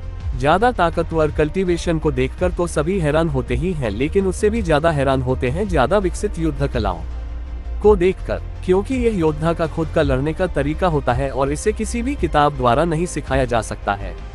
योद्धा इसे खुद से ही विकसित करता है। ऐसे में हरिवर्णी साम्राज्य के पास ऐसे दो योद्धा हैं तो सभी हैरान तो होंगे ही। बहरहाल ये मुकाबला खत्म होने के बाद लक्की ड्रॉ मुकाबले का समय आ जाता है। आज के लक्की ड्रॉ मुकाबले में हिस्सा लेने वाले बस 5 ही योद्धा थे। वीर प्रथम स्थान पर था, इसलिए उसे हटा दिया गया था। जल्दी ही एक बड़ा सा पहिया घूमता है और उस पर लिखे नाम भी घूमने लगते हैं। अंत में एक नाम उभर कर सामने आता है। ये नाम नयन भट्ट का था। ये लड़की भी लड़ने में काफी माहिर थी। नयन जब अपना नाम स्क्रीन पर देखती है तो वह आगे बढ़ती है और अपना योद्धा चुनने के लिए तैयार हो जाती है। वह आसपास देखती है और कुछ देर के लिए सोच में पड़ जाती है। अंत में वह वीर को ही चुनती है, क्योंकि वीर ने पहले ही मुकाबले में लड़ाई की थी और बिना किसी भी लड़ाकू तकनीक दिखाए वह मुकाबले को जीत गया था। इस वजह से वह उसे चुनती है। वीर इस लड़की की बात सुनकर आगे आता है और अपने दस्तानों को चढ़ा लेता है। जल्दी ही दोनों के दोनों मैदान में टेलीपोर्ट हो जाते हैं और एक दूसरे के सामने आ जाते हैं। मैदान में एक दूसरे को ग्रीट करने के बाद उन दोनों के बीच में मुकाबला शुरू हो जाता है। वह लड़की पहली बार में ही अपने चाबुक को बाहर निकालती है और उससे वीर पर हमला कर देती है। वीर उसके चाबुक की गति को अपनी आंखों से ध्यान से देखता है और फिर अपना हाथ अचानक से आगे बढ़ाकर उस चाबुक को रोक लेता है। वह एक झटके के साथ चाबुक को पकड़ लेता है, जिस वजह से नयन के हाथ में थोड़ा सा कंपन महसूस होता है। वह अपने चाबुक को छुड़ाने के लिए उसे खींचने की कोशिश करती है, लेकिन एक ही झटके में वीर उसे अपनी तरफ खींच लेता है। वीर की शारीरिक क्षमता के आगे नयन क्या ही कर सकती थी। वह वीर की ताकत की वजह से आगे की तरफ खींची चली जाती है। जब वह वीर से 3 फीट की दूरी पर थी, तभी वह घूमती है और अपनी आध्यात्मिक ऊर्जा का इस्तेमाल कर अपने दाहिने पैर को ऊर्जा से पूरी तरह ढक लेती है। वह हवा में घूमती हुई उस टांग से वीर के सर पर जोरदार लात जड़ने की योजना बना रही थी, लेकिन वीर ने ये पहले ही भांप लिया था। वह मुस्कुराता है और उसे जो कर रही थी वह करने देता है। जल्दी ही उस लड़की की किक उसके सर के पास पहुंच जाती है, लेकिन इस वक्त वह अचानक से बिजली से भी तेज गति से अपना पंच बनाता है और अपनी जगह से थोड़ा सा मुड़ते हुए नयन की छाती पर एक पंच जड़ देता है। उसने अपनी ताकत को बखूबी काबू कर लिया था। ऊपर से नयन ने अपना पूरा ध्यान अपनी सफल होती दिख रही किक पर कर रखा था, जिस वजह से वह इस मुकाबले को तुरंत हार गई थी। जब वह खून की खांसी खांसते हुए खड़ी होती है तो वीर उसे राय देते हुए कहता है, तुम जब इस तरह से लड़ना चाहती हो कि सामने वाला तुमसे डरे, तो तुम्हें उस स्थिति के बारे में भी सोचना चाहिए जब तुम्हारी योजना असफल हो, क्योंकि पहली बार में ही किसी योद्धा को असमंजस में डालने का अच्छा मौका होता है। वह इतना कहता है और गायब हो जाता है। नयन भी कुछ देर बाद गायब हो जाती है और मैदान में प्रकट होती है। वह अपने पास से कुछ हीलिंग पिल्स निकालती है और उन्हें चबा लेती है। वैसे भी मामूली सी चोटें थीं, इस वजह से उसे ज्यादा परेशानी नहीं थी। इस तरह आज का मुकाबला खत्म होता है और रैंकिंग वही बनी रहती है जो कि पहले थी। लक्की मुकाबले से किसी भी तरह का कोई भी अंतर नहीं निकला था। अभी तक पहले दिन के मुकाबले खत्म हो गए थे और पहले दिन की रैंकिंग के बाद सभी को वापस भेज दिया जाता है। वीर और उसकी टोली भी अपने किले में वापस आ जाती है और अगले दिन का इंतजार करने लगती है। वे सभी अपनी पूरी नींद लेते हैं और अगले दिन के लिए तैयार हो जाते हैं। आसमान में मौजूद वे तीनों एल्डर भी आज के मुकाबले को देखते हैं और एक दूसरे की राय देने लगते हैं। उन सभी को मिलकर रघुवीर नाम का योद्धा ज्यादा पसंद आया था, और रही बात वीर की तो उसके बारे में उनकी राय थोड़ी अलग थी। उनका मानना था कि वीर को कल्टीवेशन की वजह से इस स्तर के मुकाबले में डाल दिया गया है, वरना वह दूसरे स्तर के मुकाबले के लिए पहले से ही क्वालिफाई है। वे तीनों साथ में मदिरा सेवन करते हैं और मुकाबले का आनंद लेते हैं। जब मुकाबले का अंत होता है तो वे तीनों हल्की सी नींद लेते हैं, लेकिन उन्होंने अपने सारे सेंसर्स को चालू रखा था। उनमें से एक पूर्वी दिशा से कुछ महसूस करता है और तुरंत अपनी जगह से गायब होकर पूर्वी दिशा में प्रकट होता है। वहां पर वह अपने डिवाइन सेंस की मदद से चारों ओर देखता है और काफी देर तक नजर रखता है, लेकिन वह काफी दूर तक भी कुछ नहीं पाता है। वह जैसे ही वहां से वापस निकलता है, हम समुद्र की सतह पर एक अत्यंत काली परत को हिलता हुआ देख सकते हैं। बहरहाल सुबह होती है और अगले दिन की शुरुआत होती है। आज के मुकाबले के लिए भी 3 योद्धाओं को चुना जाना था। यह मार्शल आर्ट्स मीटिंग थोड़ी लंबी चलने वाली थी। इसका निर्धारित समय 45 दिन तक का रखा गया था। इस दौरान कई साम्राज्यों ने तो एक तरह की फॉर्मेशन डिस्क को बेचना भी शुरू कर दिया था, जिसमें हल्की सी फॉर्मेशन एक्टिवेट कर मुकाबले को सीधा देखा जा सकता था। भले ही यह हल्का सा पीछे होगा, लेकिन फिर भी छोटे इलाकों तक इन मुकाबलों को पहुंचाया जा सकता था। टापू पर सभी योद्धा मैदान में फिर से इकट्ठे होते हैं और आज के मुकाबलों को निर्धारित करने की प्रक्रिया शुरू हो जाती है। जल्दी ही वह स्क्रीन फिर से शुरू होती है और आज के योद्धाओं के नाम उस पर प्रकट हो जाते हैं। पहला मुकाबला होगा आर्य और देवमणि मौर्य। इन दोनों के नाम सामने आते ही 2 युवा बिना किसी भी देरी के सामने आ जाते हैं और उस स्क्रीन के सामने आकर खड़े हो जाते हैं। इस स्क्रीन के आगे से वे गायब होकर युद्ध मैदान में पहुंच जाते हैं और स्क्रीन पर भी दृश्य बदल जाता है। वे दोनों एक दूसरे के सामने खड़े थे। देवमणि मौर्य अपने पास से एक तरह का हाथ में पहने वाला पंजा निकालता है। इस पंजे का इस्तेमाल थोड़ा सा अजीब था। जैसे ही योद्धा अपनी आध्यात्मिक ऊर्जा इस पंजे के साथ जोड़ता, वह इस पंजे को काबू कर सकता था। वह इसमें मौजूद कलाकृतियों को इस्तेमाल कर सकता था। ये पंजा जितना साधारण दिखता था उतना था नहीं। देवमणि के सामने खड़ा आर्य अपने पास से किसी भी तरह के हथियार को बाहर नहीं निकालता है और केवल अपने पंच को बना लेता है। देवमणि यहाँ पर हरिवर्णी साम्राज्य की तरफ से लड़ने के लिए आया था, जबकि आर्य सौर राजवंश का योद्धा था और वह केवल किंग स्तर के मध्यम चरण पर था। उसका शरीर बाकी के योद्धाओं से काफी चौड़ा दिख रहा था और उसके शरीर पर किसी भी तरह की कोई कोमल त्वचा नहीं थी। उसके शरीर का हर एक पुर्जा पूरी तरह से लोहे की बनी मांसपेशियों जैसा दिख रहा था। देवमणि पहले तो उसे देखकर हैरान रह जाता है। वह बड़ी मुश्किल से अपने आप को काबू करता है। उसे सामने वाला योद्धा दक्षिणी रेगिस्तानों में रहने वाले आदमखोर परिवारों जैसा दिख रहा था। वह अपने हाथों को मुट्ठियों में भींचता है, जिस वजह से उसके उस खास पंजे से 3 तलवारें बाहर की ओर निकल आती हैं। ये तीनों तलवारें एक चमक के साथ चमकती हैं। ये चमक सीधे आर्य के सर की तरफ बढ़ती है। आर्य इस चमक से बचने के लिए कुछ भी नहीं करता है और उल्टा अपने सर को आगे की तरफ मारता है। जैसे ही यह टकराव होता है, केवल धातु जैसी आवाज आती है और उसके सर को कुछ भी नहीं होता है। आर्य अपने हाथों को अपनी छाती पर मारता है और फिर उन्हें 180 डिग्री पीछे की ओर ले जाता है और अपने सामने एक ताली बजाता है। इस ताली की वजह से बहुत ही गहरी आवाज निकलती है, जो कि किसी आवाज या हमले से कम नहीं थी। सामने वाला योद्धा 10 से 20 कदम पीछे हट जाता है और अपने आप को मुश्किल से संभालता है। सामने वाला योद्धा भी ये ताकत देखकर हैरान हो जाता है। उल्टा बाहर वीर खुद ये देखकर हैरान हो जाता है। इस तरह का हमला क्या वह भी इस्तेमाल कर सकता है? वीर अपने हाथों को देखता है और फिर सामने युद्ध पर नजर डालता है। मैदान में देवमणि इतना तो समझ जाता है कि अगर उसे इस मुकाबले में हारना नहीं है तो इस आदमी के हाथों और पैरों से तो दूर ही रहना होगा, वरना वह एक थप्पड़ का भी नहीं बचेगा। ये दिमाग में भरने के बाद वह अपने पंजों को वापस से भीतर कर कुछ नुकीले कांटे के समान औजार बाहर निकालता है और अपनी गतिज तकनीक का इस्तेमाल कर तेजी से अपनी जगह से गायब हो जाता है। आर्य ये देखकर पीछे मुड़ता है, लेकिन उसके भारी शरीर की वजह से उसकी शारीरिक गति बहुत ही कम थी।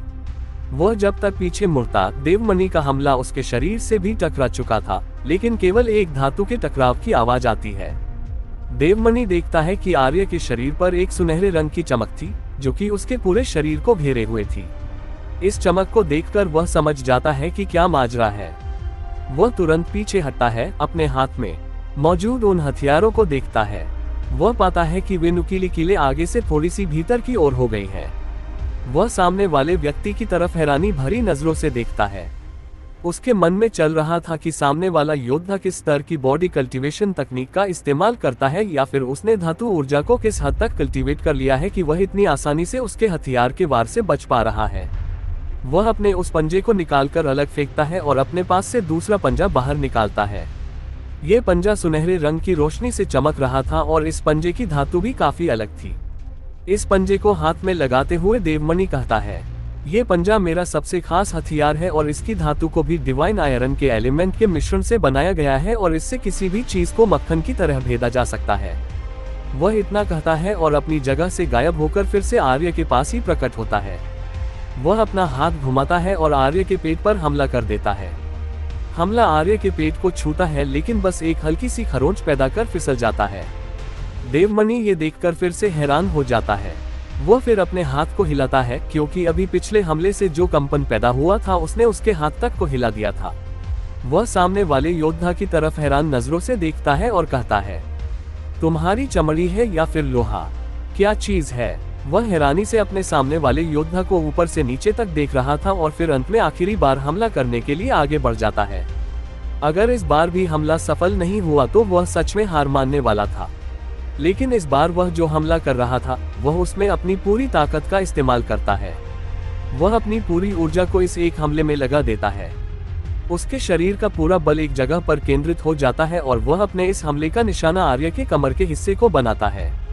ये हमला बहुत ही तेज हुआ था और उस योद्धा की गति की वजह से वह वैसे भी इस हमले को नहीं रोक सकता था।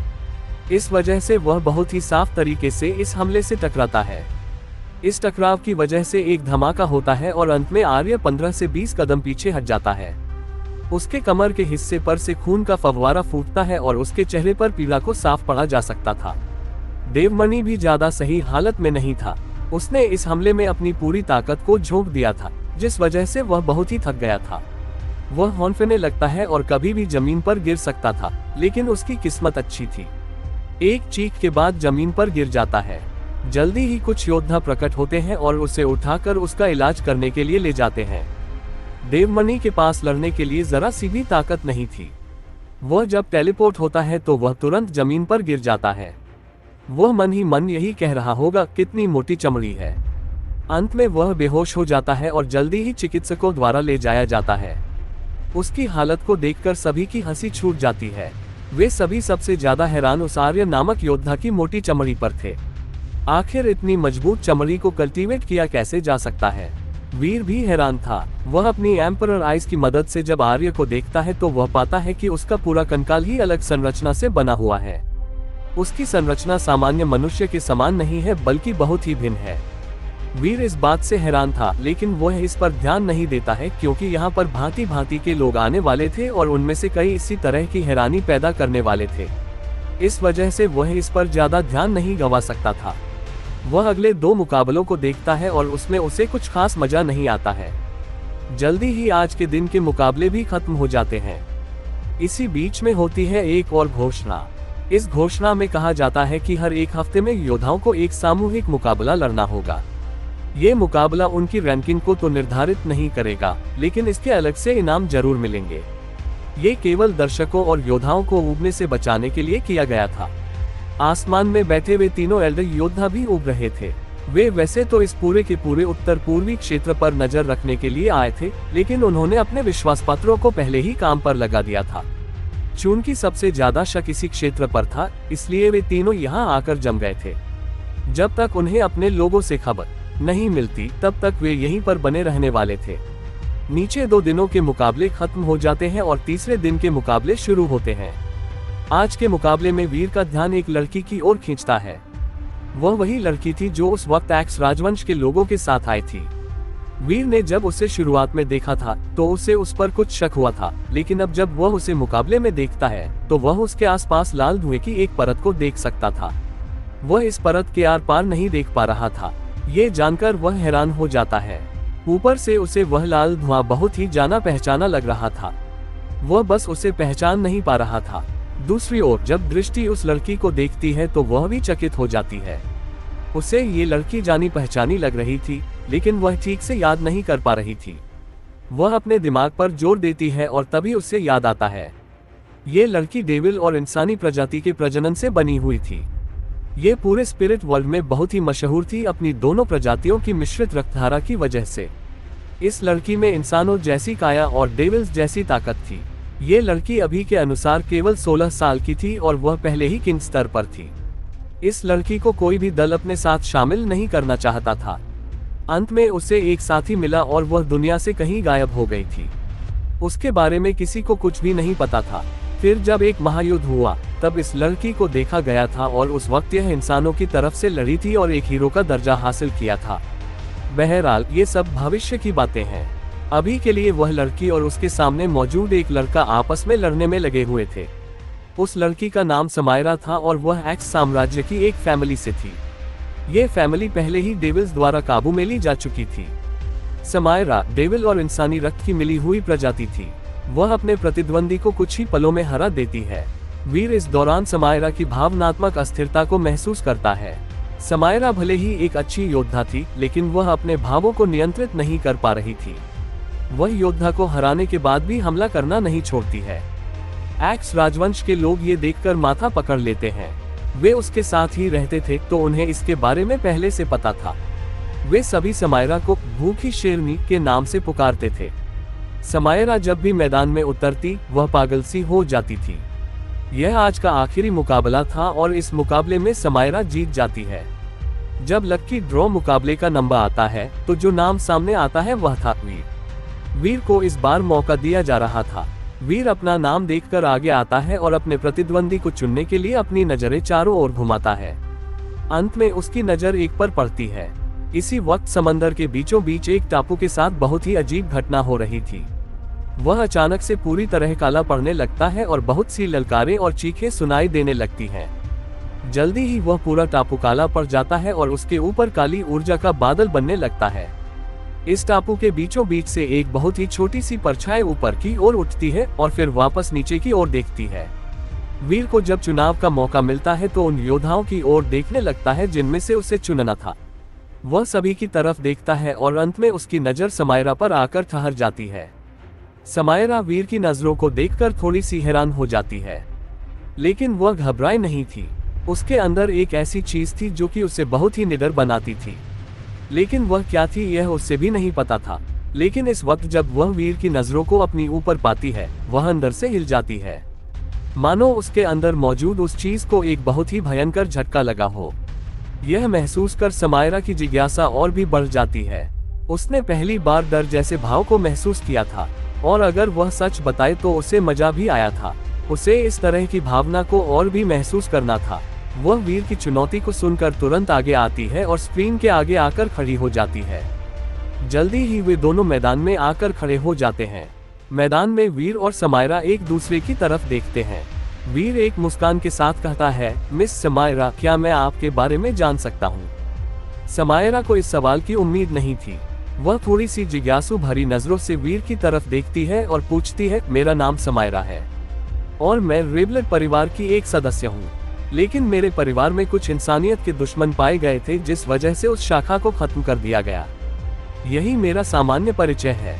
जब वीर यह सुनता है तो वह तुरंत सारा माजरा समझ जाता है। वह समायरा को और भी गहराई से देखता है और कहता है, तुम्हारे अंदर एक विशाल ताकत का स्रोत है, लेकिन अभी उसके इस्तेमाल के लिए तुम काबिल नहीं हो। इसलिए मैं तुम्हारी उस ताकत को शांत करने में मदद करूंगा, इसलिए उसे बाहर आने दो।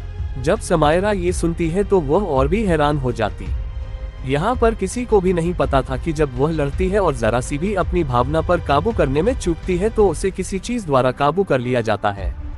वह इस चीज से खुद भी बहुत ही परेशान थी, लेकिन वीर ने उसे एक ही पल में भांप लिया था। वह कहती है, मैं उसे अपनी इच्छा से बाहर नहीं निकाल सकती हूँ। इस चीज की वजह से मुझे बचपन से ही बहुत क्रिटिसाइज किया गया है, लेकिन मैं इसमें कुछ भी नहीं कर सकती हूँ। वीर जब ये सुनता है तो उसके चेहरे पर एक मुस्कान आती है। वह कहता है, भले ही तुम अभी इसे काबू नहीं कर सकती हो, लेकिन जल्दी ही तुम इस पर बहुत ही आसानी से काबू कर लोगी। तुम्हें उससे पहले एम्पर स्तर को हासिल करना होगा। एक बात याद रखना, योद्धा तब नहीं हारते जब उन्हें कोई हरा देता है, वे तब हारते हैं जब वे हार मान लेते हैं। ये बस एक आत्मीय मंशा है जो कि तुम्हारी भावनाओं पर काबू पाना चाहती है। तुम अगर इससे हार गई तो तुम्हें अपने आप को योद्धा कहने का कोई भी हक नहीं है। वीर की बात सुनकर समायरा मानो गहरी नींद से जाग गई हो। वह हैरानी से वीर की तरफ देखती है और एक मुस्कान के साथ सिर हिलाते हुए कहती है, मैं आपकी बात हमेशा याद रखूंगी बड़े भाई। उसका वीर को संबोधित करने का लहजा भी बदल गया था। सबसे पहले उसे लगा कि वीर उसे नीचा दिखाना चाहता है, लेकिन अब उसे समझ आया था कि वीर उसकी मदद करना चाहता है। वीर उससे कहता है, तुम अब गहरी नींद में जाने वाली हो। मैं वादा करता हूँ कि जब तुम नींद से जागोगी तब ये चीज तुम्हें परेशान नहीं कर पाएगी। जब तक तुम एम्परर स्तर पर नहीं पहुँचती हो यह चीज तुम्हारे सामने भी नहीं आएगी। एम्परर स्तर पर इसे काबू कर पाना तुम्हारे हाथ में रहेगा। वीर की बात सुनकर समायरा के चेहरे पर अजीब से भाव आ जाते हैं, लेकिन इससे पहले कि वह कुछ कह पाती, वीर आगे कहता है, तुम में अगर हिम्मत है तो इस बच्ची के शरीर से बाहर निकलो और मेरा सामना करो। आज तुम्हें और तुम्हारी पूरी नस्ल को उसकी औकात दिखानी है। जब वह ये कहता है तो अचानक से समायरा के शरीर में कुछ परिवर्तन होने लगता है और उसकी आंखों में खून उतरने लगता है। उसकी आंखें जो कि सामान्य थी गहरी लाल हो जाती हैं। उसके बाल भी पूरी तरह से लाल हो जाते हैं और उसके शरीर पर कुछ काले रंग के निशान आ जाते हैं। वह एक रूखी और डरावनी आवाज में कहती है, इंसानी कचरे, तुमने मुझे ढूंढा कैसे? वीर उसकी बात सुनता है और एक मुस्कान के साथ जवाब देता है, तुम्हारी इतनी हैसियत नहीं कि मैं तुम्हारे सवाल का जवाब दूं। चाहे कितना भी पार का रिश्ता हो, लेकिन रिश्ते में वह तुम्हारी बेटी लगती है। तुम डेविल्स ने अपनी बेटी तक को नहीं छोड़ा। सच में तुम गंदी नाली के कीड़े कहलाने के लायक भी नहीं हो। वह चीज जिसने समायरा के शरीर पर काबू पा लिया था, ये सुनकर बहुत ही चिढ़ जाती है। वह वीर की तरफ गुस्से से देखती है और कहती है, ये मेरा परिवार है और मेरा परिवार मैं कैसे संभालती हूँ, एक बाहर वाले को आकर बताने की जरूरत नहीं है। और मैं ये सब उसी के लिए कर रही हूँ ताकि वह इंसानों की सच्चाई को देख सके। वीर उसकी बात सुनकर हंसते हुए कहता है, क्या तुमने अभी जो कहा उस पर तुम्हें खुद भी यकीन है? बहरहाल मुझे तुमसे बहस करने का शौक नहीं है। आज तुम्हारी जो बची हुई यह आत्मीय छवि है, मैं उसे खत्म करने वाला हूँ। इतना कहने के बाद वह अपने हाथ को आगे बढ़ाता है और सामने की तरफ एक पंजा बनाता है। इस पंजे में स्काई फ्लैम की नीली ज्वाला जलने लगती है। जब वह लड़की यह ज्वाला देखती है तो उसके चेहरे के भाव बदल जाते हैं। वहीं बाहर खड़े योद्धा अलग ही चीज सोच रहे थे। वे इस सोच में डूबे हुए थे कि वीर और समायरा को मैदान में पहुंचे बहुत ही समय हो गया है, लेकिन फिर भी वे अभी तक क्यों नहीं लड़ रहे हैं? क्या उनके बीच कुछ गहरी बातचीत हो रही है? जहां पर बाहर खड़े योद्धा सोच में डूबे हुए थे, मैदान को सबसे करीब से देखने वाले महाराज और उनके खास व्यक्ति हैरान थे। उन्हें उस लड़की समायरा से डार्क क्रीचर और डेविल का आभास हो रहा था, और उन्होंने वीर और उस लड़की के बीच की हर एक बात को सुना था, जिस वजह से उन्हें अंदाजा लगाने में बिल्कुल भी परेशानी नहीं हुई कि सामने वाली वह लड़की इंसानों और डेविल्स के बीच की एक प्रजाति है। उनमें से सबसे छोटे वाला कहता है, मुझे नहीं लगा था कि यहाँ पर मैं एक मिश्रित रक्त को देखूंगा। इस चीज से मुझे वह हादसा याद आ गया। उस वक्त पता नहीं किस गधे के दिमाग में आया कि उसने इंसानी और डेविल रक्त को मिला दिया। हाँ, मुझे भी वह जहर याद है। उसने एक पूरी सिटी को एक ही पल में मुर्दाघर में बदल दिया था।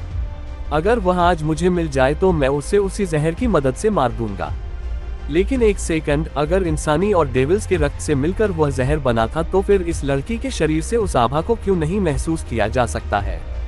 मुझे लगता है कि उसने किसी और चीज का भी इस्तेमाल किया था, वरना इतना खतरनाक जहर केवल रक्त को मिलाकर नहीं बनाया जा सकता था।